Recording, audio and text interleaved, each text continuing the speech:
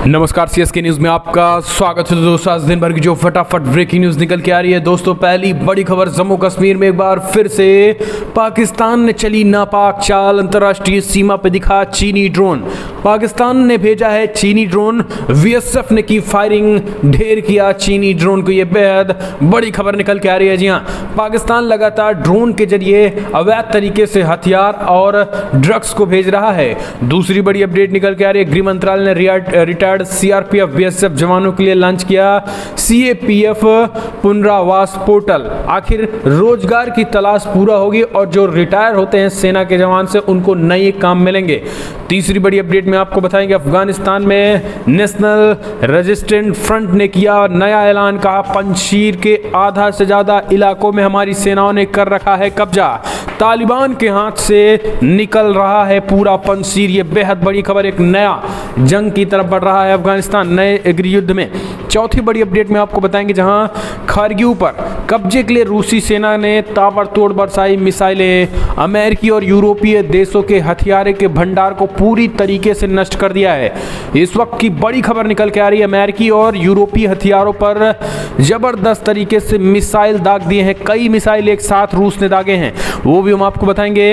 इस बीच मोरियोपोल प्लांट से बाहर निकाले गए बच्चे, महिलाएं जेलेंस्की संग मीटिंग करेंगे G7 नेता। लेकिन आपको बता दें, बमबारी रूस ने कर दी एक स्कूल पर ही, जिसमें भीषण कई लोगों की मौत हुई, वो हम आपको बताएंगे। आकाश प्राइम मिसाइल की खासियत क्यों है, क्या है, और ये आकाश प्राइम मिसाइल इन दिनों चर्चा में क्यों है, वो हम आपको बताएंगे। इस बीच बड़ी खबर अगली निकल के आ रही है, जहां खालिस्तान के झंडे हिमाचल बॉर्डर पर लहराए गए। कुमार विश्वास ने केजरीवाल पे बोला बड़ा हमला, तो एक एक करके बताएंगे। और लाउड स्पीकर फिर अगर लगे तो सीएम योगी आदित्यनाथ ने दी चेतावनी, एक एक करके बताएंगे। लेकिन उससे पहले अगर आपने चैनल को अभी तक सब्सक्राइब नहीं किया तो पल पल के अपडेट के लिए चैनल को सब्सक्राइब करें। इस देश की इंडियन आर्मी और इस देश की सरकार के लिए एक लाइक तो बनता है। 200 साल पहली बड़ी अपडेट निकल के आ रही है, जम्मू कश्मीर में फिर से पाकिस्तान की नापाक चाल को सेना ने किया पूरी तरीके से तबाह। अंतर्राष्ट्रीय सीमा पर दिखे चीनी ड्रोन को बीएसएफ के जवानों ने गोली दागकर उड़ाया। दरअसल सुरक्षा बलों ने यहाँ अंतर्राष्ट्रीय सीमा पर एक पाकिस्तानी ड्रोन की गतिविधि का पता चलने के बाद शनिवार को कई राउंड फायरिंग की, जिसके बाद उस ड्रोन को फिलहाल ढेर कर दिया गया है। हालांकि आपको बता दें, वो ड्रोन जो है वो पाकिस्तान के सीमा में ही जा गिरा है। लेकिन यहां पर आपको बता दें, ये ड्रोन जो था वो बताया जा रहा है कि चीनी ड्रोन था, लेकिन पाकिस्तान की सीमा की तरफ से आया था। यानी आपको बता दें कि जो चीनी बड़े पैमाने पर ड्रोन बनाए हैं, जो पाकिस्तान को दिए गए हैं, वो आखिर आतंकियों के हाथ कैसे लग रहे हैं। और अगर आतंकियों के हाथ नहीं लग रहे हैं तो जाहिर सी बात है कि ये ड्रोन जो है वो पाकिस्तान की सरकार क्या है, पाकिस्तान की सेना भारत में भेज रही है, ये सबसे बड़ा सवाल है। लेकिन आपको बता दें कि देश की बॉर्डर सिक्योरिटी फोर्सेज यानी बीएसएफ के जवान लगातार पैनी नजर बनाए हुए हैं। आकाश हो, जल हो, थल हो, नभ हो, धरातल हो या फिर ग्राउंड हो, अंडरग्राउंड जो बन रहे हैं सुरंगे, सब पे बीएसएफ की कड़ी नजर है। और यही कारण है कि कभी सुरंगें मिलती हैं तो कभी घुसपैठ को नाकाम किया जाता है, कभी घुसपैठी ढेर होता है तो कभी ड्रोन से घुसपैठ को नाकाम किया जा रहा है। तो बॉर्डर सिक्योरिटी फोर्सेज के लिए एक लाइक बनता है। लेकिन सबसे बड़ा सवाल कि क्या चाइना आतंकियों को मुहैया करा रहा है ड्रोन। आज सबसे बड़ा सवाल कि क्या चाइना अगर आतंकियों को ड्रोन नहीं मुहैया करा रहा है और तो पाकिस्तान सरकार को दे रहा है, तो क्या पाकिस्तान की सरकार, पाकिस्तान की सेना आतंकियों को ड्रोन मुहैया करा रही हैं। अगर पाकिस्तान की सरकार या चाइना सरकार आतंकियों को ड्रोन नहीं दे रही है तो फिर चीनी ड्रोन के आने का मतलब क्या है, क्या पाकिस्तान की सेना भेज रही हैं। बात कुछ भी हो, लेकिन बॉर्डर सिक्योरिटी फोर्सेस करारा जवाब देते हुए आपको बता दें, सीमा पर ही जम्मू फ्रंटियर बीएसएफ के उप महानिरीक्षक ने इस बात की जानकारी दी। एसपी संधू ने कहा कि ये ड्रोन जो है वो 8 बजे के करीब आया। हालांकि बॉर्डर सिक्योरिटी फोर्सेस ने तबाह कर दिया है। तो एक लाइक बनता है हमारे देश की वीर जवानों के लिए। हम चलते हैं एक और अपडेट के सीआरपीएफ और बीएसएफ जवानों की पराक्रम और शौर्य को देखते हुए अब सरकार ने किया बड़ा ऐलान। दरअसल सीआरपीएफ और बीएसएफ के जवानों के लिए लॉन्च किया गया है नया सीएपीएफ पुनर्वास। अब इसके जरिए आप रोजगार की तलाश कर सकेंगे और जो सेना के जवान हैं उनको तुरंत नौकरी मिल सकेगी। यानी वो रिटायर होने के बाद। दोस्तों आपको बता दें सेना में सीआरपीएफ और बीएसएफ के जवान 60 साल की उम्र से पहले ही रिटायर्ड हो जाते हैं और यही कारण है कि आपको बता दें वो एक घर चलाने के लिए, जीविका चलाने के लिए उनको दूसरी नौकरी दी जाती है।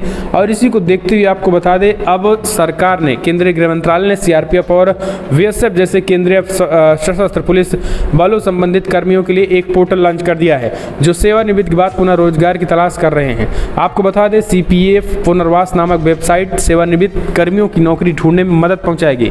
इसके लिए उन्हें कल्याण और पुनर्वास बोर्ड पर अपनी विशेषज्ञता के क्षेत्र में पसंदीदा रोजगार स्थल के साथ अपना व्यक्तिगत विवरण अपलोड करना होगा। गृह मंत्रालय ने निजी सुरक्षा एजेंसियों के पंजीकरण के लिए निजी सुरक्षा एजेंसियां विनियम अधिनियम के तहत एक पोर्टल भी चला सकता है। तो ये एक बड़ी अपडेट है और ये एक अच्छा इनिशिएटिव है, खास करके उन सेना के जवानों को जो भटकते हैं रिटायर्ड होने के बाद कहीं ना कहीं तरीके से नौकरियों के लिए। तो ये कहीं ना कहीं अच्छी पहल है और आप भी अगर सेना के जवान हैं और रिटायर्ड हुए हैं तो आप सीएपीएफ पुनर्वास पोर्टल पे जाकर आप अपने डॉक्यूमेंट जो है वो वहाँ पे अपलोड कर सकते हैं। हम चलते हैं एक और अपडेट। अफगानिस्तान में नेशनल रेजिस्टेंट फ्रंट यानी एनआरएफ ने किया नया दावा, कहा पंजशीर के आधे से ज़्यादा इलाकों पे हमारे लड़ाकों ने कर रखा है कब्जा। तालिबान ने फिलहाल इनकार से किया खंडन, तालिबान ने इनकार नहीं किया। अफगानिस्तान में सद्दा पर काबिज तालिबान ने नेशनल रेजिस्टेंट फ्रंट यानी एनआरएफ के उस दावे को गलत बताया है जिनमें कहा गया है कि पंजशीर प्रांत के अफसर जिले में नए सिरे से लड़ाई हुई है। रिपोर्ट्स के मुताबिक पंजशीर के गवर्नर के एक प्रवक्ता अबू बकर सौदिक ने कहा है कि थोड़ी मात्रा में गोलियां चली लेकिन तालिबान ने स्थिति को नियंत्रण कर लिया। उन्होंने कहा है कि हम इस पर आरोप से इनकार करते हैं और कुछ व्यक्तियों की साजिश ये सच नहीं है। विरोधियों द्वारा कल शाम आबासर इलाके में थोड़ी मात्रा में गोलियां चलाई गई लेकिन इस्लामिक अमीरात ने स्थिति को नियंत्रित कर लिया है। टोलो न्यूज की रिपोर्ट के अनुसार रेजिस्टेंट फ्रंट ने दावा किया है कि पंजशीर प्रांत में अभी भी संघर्ष जारी है। उन्होंने कई इलाकों को अपने कब्जे में ले लिया है। रेजिस्टेंट फ्रंट के प्रवक्ता सेबघाट अहमदी ने कहा है कि कब्जा करने वालों में पंजशीर प्रांत का एक विस्तारित क्षेत्र है जिनमें अब्दुल खैल और अवसर घाटी का एक बड़ा हिस्सा शामिल है।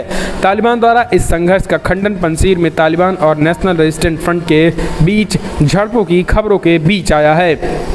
तो इस वक्त की बड़ी खबर निकल के आ रही है दोस्तों, जहां एनआरएफ पंजशीर में कई इलाकों पर कब्जे का दावा कर दिया है। तालिबान जो इससे मुकर रहा है। हालांकि आपको बता दें गृह युद्ध की तरफ छिड़ रहा है अफगानिस्तान देश। हम चलते हैं एक और अपडेट लेते हैं। रशिया ने ताबड़तोड़ मिसाइलों से अमेरिका और यूरोपीय देशों के हथियारों के भंडार को किया नष्ट। जी हाँ, दरअसल मारियोपोल पे कब्जे के बाद रूसी सेना डोनेस्क, लुहांस्क और खार्गिव पर लगातार बड़े हमले कर रही है। यूक्रेन के दूसरे बड़े शहर खार्गिव पर कब्जे की लड़ाई में यूक्रेनी सेना के जवान हमलों को कमजोर करने के लिए रूसी सेना ने शनिवार को इलाके के 3 पुल उड़ा दिए। खार्गिव क्षेत्र में बोहारिशिक रेलवे स्टेशन के नजदीक बनाए गए शस्त्रागार को भी रूसी सेना ने मिसाइल हमलों में नष्ट कर दिया। इस शस्त्रागार में अमेरिका और यूरोपीय देशों द्वारा किए गए हथियार रखे गए हुए थे। आपको बता दें दक्षिणी यूक्रेन को बंदरगाह शहर ओडेसा पर भी रूसी सेना ने शनिवार को मिसाइल हमला कर दिया और इस हमले में आबादी के बीच चल रही फर्नीचर फैक्ट्री और एक हवाई पट्टी बर्बाद हो गई। शनिवार को रूसी मिसाइल हमले में खार्गिव में स्थित यूक्रेन को नेशनल म्यूजियम तबाह किया गया और ये म्यूजियम 18वीं सदी के विचारक ग्रेगरी स्कोवारोडा नाम पर बना गया था। लेकिन आपको बता दें कि जिस तरीके से अमेरिका और यूरोपीय देश लगातार यूक्रेन की मदद के लिए हथियारों के भंडार भेज रहे हैं और जिस तरीके से रशिया लगातार ताबड़तोड़ मिसाइलों की बरसात कर रहा और बमबारी कर रहा है, उससे अमेरिका और यूरोपीय देशों के बड़े पैमाने पर हथियार जो है वो नष्ट हो गए हैं, जिससे कहीं ना कहीं एक तरीके से ये और माहौल ख़राब करने वाली हो सकती है। एक और अपडेट लेते हैं दोस्तों। आपको बता दें यूक्रेन के गांव में रूस स्कूल पर रशिया ने की भीषण बमबारी, 60 लोगों के मारे जाने की आशंका, कई बच्चे और महिलाओं को निकाला गया है। दरअसल दोस्तों आपको बता दें लगातार बमबारी और मिसाइलों का अटैक रशिया कर रहा है। इस बीच यूक्रेन के गांव विलोहरीवाका के स्कूल पर रूस द्वारा की गई बमबारी में 2 लोगों की मौत हो गई, जबकि मलबे में दबे अन्य 60 लोगों के मारे जाने की आशंका है। रविवार को देश के लुहांस्क क्षेत्र में गवर्नर ने ये बड़ी बातें बताई हैं। आपको बता दें 60 लोगों के मारे जाने की खबर के बीच यूक्रेनी सेना ने बड़े पैमाने पर बच्चे और महिलाओं को बाहर निकाला है। आपको बता दें ये झटका झटका लगने के बाद आज G7 की मीटिंग में जो है वो जेलेंस्की इस बात के इस मुद्दे को भी उठाएंगे। जेलेंस्की संग मीटिंग आज G7 के यानी 7 देशों के हैं। आकाश प्राइम मिसाइल की खासियतें समझिए और इस बीच चर्चा क्यों है पाकिस्तान और चाइना में। चर्चा का विषय आकाश प्राइम मिसाइल।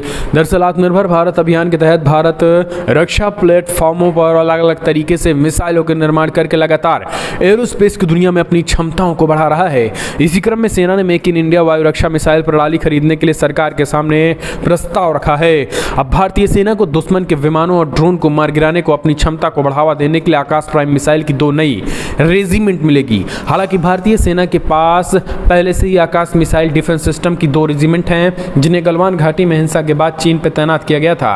अब 2 और रेजिमेंट मिलने से देश की वायु रक्षा को और मजबूती मिलेगी। आकाश मिसाइल को यह सबसे सफल मिसाइलों में से माना जाता है। आपको बता दें कि सेना के पास पहले ही मिसाइलों की 2 रेजिमेंट हैं। दरअसल defence research and development organisation DRDO द्वारा डिजाइन और विकसित और भारत डायनेमिक लिमिटेड BDL द्वारा निर्मित आकाश मिसाइल भारतीय सेना और वायुसेना में शामिल की गई हैं। सबसे पहले स्वदेशी मिसाइलों में से एक इस मिसाइल को 2014 में भारतीय वायुसेना में और 2015 में भारतीय सेना में शामिल किया गया था।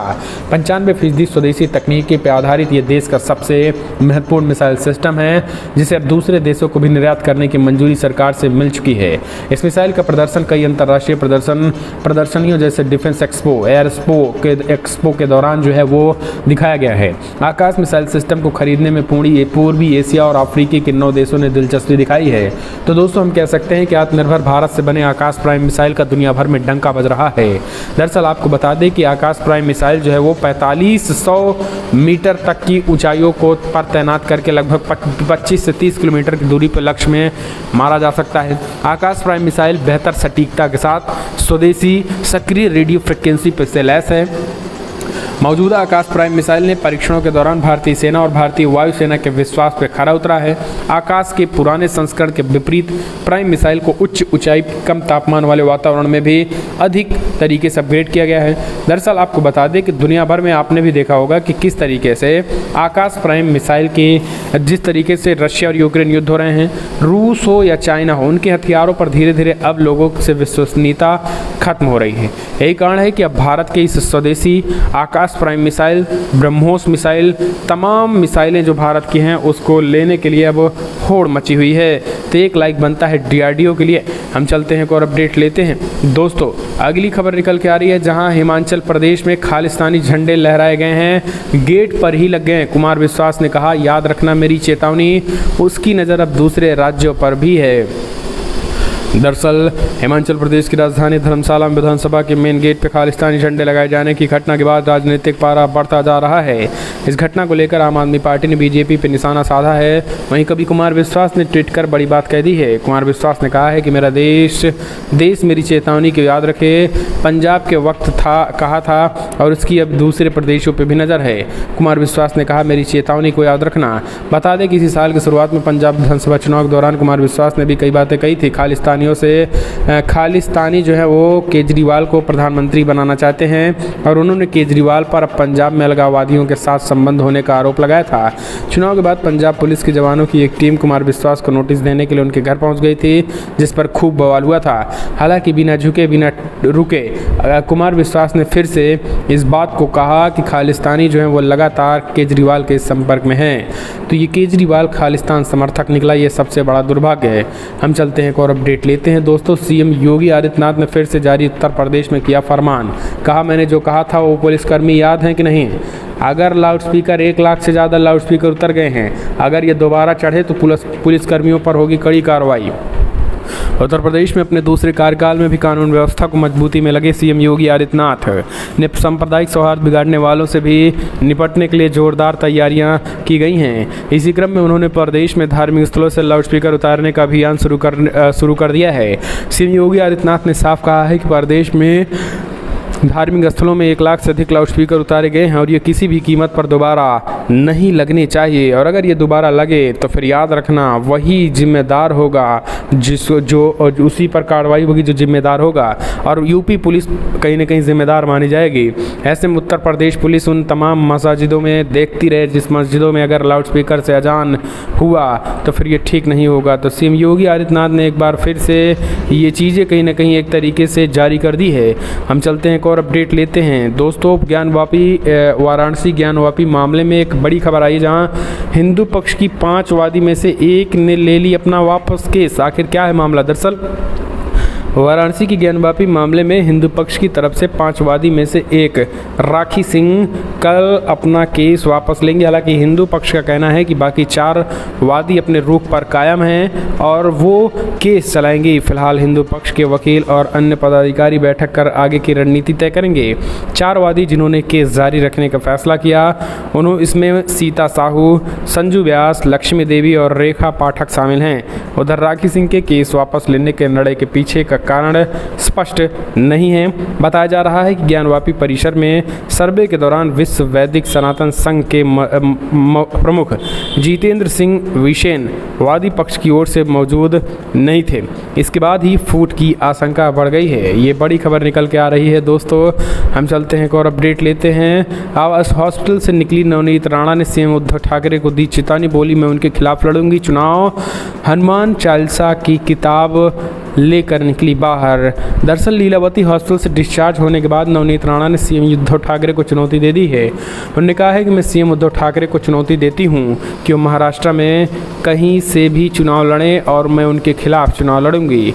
हॉस्पिटल से बाहर आते समय उनके साथ में हनुमान चालीसा दिखी। उन्होंने अस्पताल से बाहर आकर कहा है कि हनुमान चालीसा पढ़ने के लिए मैं 14 दिनों तो क्या 14 साल भी जेल में रहने को तैयार हूँ। राणा ने कहा है कि आगामी नगर निगम चुनाव में तो मैं पूरी ताकत के साथ जनता के बीच जाऊंगी, और उन्होंने कहा है कि चुनाव में जनता उद्धव ठाकरे को बताएगी हनुमान और राम का नाम लेने वालों को परेशान करने का परिणाम क्या होता है। आपको बता दें, उद्धव ठाकरे के खिलाफ ताल ठोकने का ऐलान कर देने वाली नवनीत राणा हनुमान चालीसा का पाठ करते हुए दिखाई दी। हम चलते हैं और अपडेट। कोर्ट से मिली बग्गा को राहत। हाई कोर्ट ने कहा पंजाब पुलिस ना करे कोई दंडात्मक कार्रवाई। पंजाब और हरियाणा हाई कोर्ट ने शनिवार रात निर्देश दिया है कि तेजिंदर पाल बग्गा के खिलाफ कोई दंडात्मक कदम न उठाया जाए। अब इस पर तेजिंदर पाल बग्गा के पिता प्रीतपाल बग्गा की प्रतिक्रिया सामने आई है। उन्होंने कहा है कि अरविंद केजरीवाल पहली बार मुख्यमंत्री बनने से पहले तेजिंदर से घबराते और डरते हैं। तेजिंदर उनकी गलतियों को उजागर करता रहा है। केजरीवाल जब तक सत्ता में हैं या सुधर नहीं जाते तब तक ऐसा ही चलेगा। मेरी तेजिंदर से बातचीत नहीं हुई है और उनके पास कोई फ़ोन नहीं है। आपको बता दें, इससे पहले भाजपा के नेता ने मोहाली की एक अदालत द्वारा जारी गिरफ्तारी वारंट पर रोक लगाने की मांग को लेकर हाईकोर्ट में याचिका दायर की थी, जिसके बाद ये राहत मिली है। एक और अपडेट लेते हैं दोस्तों। मुंबई में राज ठाकरे की पार्टी के लीडर्स की चेतावनी, का मेरी अयोध्या यात्रा पर कोई टिप्पणी ना हो। दरअसल अयोध्या यात्रा जो है राज ठाकरे काफ़ी चर्चा में है, और इस अयोध्या यात्रा में भारतीय जनता पार्टी के कुछ स्थानीय सांसद जो उत्तर प्रदेश में उन्होंने जहाँ एक तरफ बगावती रुख अख्तियार किया है, तो वहीं अयोध्या आने की मामले जो काफ़ी चर्चा में है, और माना जा रहा है कि राज ठाकरे इसी वजह से अपने तमाम नेताओं को अयोध्या दौरे पर टिप्पणी करने से रोका है। उन्होंने कहा कि मेरी अयोध्या दौरे पर कोई टिप्पणी न की जाए। एक और अपडेट लेते हैं दोस्तों। आपको बता दें, अलकायदा सरगना जवाहिरी के जहरीले बोल, यूएस के सिर मढ़ा, यूक्रेन पर हमले का दोष कहा कमज़ोर हो रहा है, अमेरिका को बताया कमज़ोर देश। Al Qaeda chief Ayman al Zawahiri ने अपने पूर्ववर्ती ओसामा बिन लादेन की मौत की 11वीं वर्षी पर पहले से रिकॉर्ड किए गए एक वीडियो जारी किया। इस वीडियो में अल जवाहिरी ने यूक्रेन पर हमले का जिम्मेदार अमेरिका को बताया। वीडियो में अल जवाहिरी कहता है कि अमेरिका की कमजोरी की वजह से उनके सहयोगी यूक्रेन रूसी आक्रमण का शिकार बना। आतंकी गतिविधियों की निगरानी करने वाले एसआईटी खुफिया समूह के मुताबिक अल जवाहिरी का 27 मिनट का वीडियो शुक्रवार को जारी किया गया था। इस वीडियो में आतंकी सरगना एक डेस्क पर बैठा दिख रहा था और उसके बाद उसने ये ऐलान किया था। फिलहाल बड़ी खबर इतना ही। पल पल के अपडेट के लिए चैनल को सब्सक्राइब करना ना भूले दोस्तों।